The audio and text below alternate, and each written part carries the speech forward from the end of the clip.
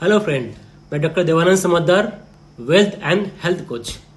SIP और step SIP में क्या अंतर है, कौन बेहतर है, आइए दोस्तों समझते हैं।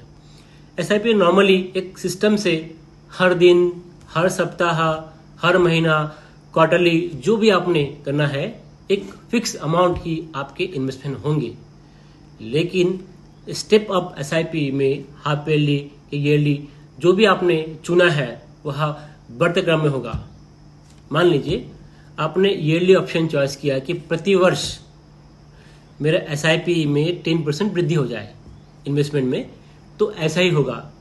उदाहरण के लिए आपने प्रति महीना 10,000 की एसआईपी की और आपने उसमें टिक कर दिया कि मेरा हर साल एसआईपी में 10% वृद्धि होकर इन्वेस्टमेंट हो जाए।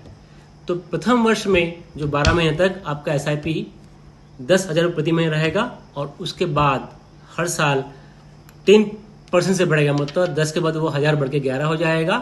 उसके बाद फिर 11,000 पे फिर आपका 10% बढ़ के वो 12,100 हो जाएगा।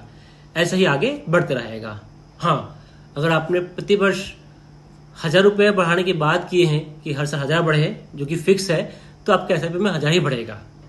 मतलब प्रथम वर्ष में हर महीना 10,000 कटेगा, अगले वर्ष में 11,000, उसके बाद के वर्ष में 12,000, आगे ऐसे ही 1000 ही बढ़ता रहेगा।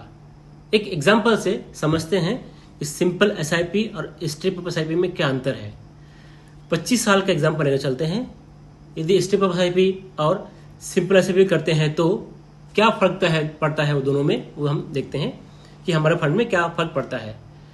एग्जाम्पल में यही 10,000 वाला एग्जाम्पल लेते हैं, मतलब हर मंथ 10,000 की एसआईपी करते हैं और अगले साल उसमें 10% वृद्धि करते हैं और ऑप्शन लेते हैं और कंपेयर करते हैं कि अगर हमारा इन्वेस्टमेंट में 13% कंपाउंडिंग ग्रोथ भी आता है तो दोनों में क्या फर्क देखते हैं। 25 साल के बाद सिंपल एसआईपी में आपका फंड का वैल्यू हो जाएगा 1.99 करोड़, लेकिन उसी सेम ऑप्शन के 25 साल का ऑप्शन में यदि उसमें 10% का स्टेप अप कर दिया है तो आपका फंड का वैल्यू अनबिलीवेबल 4.4 करोड़ का हो जाएगा।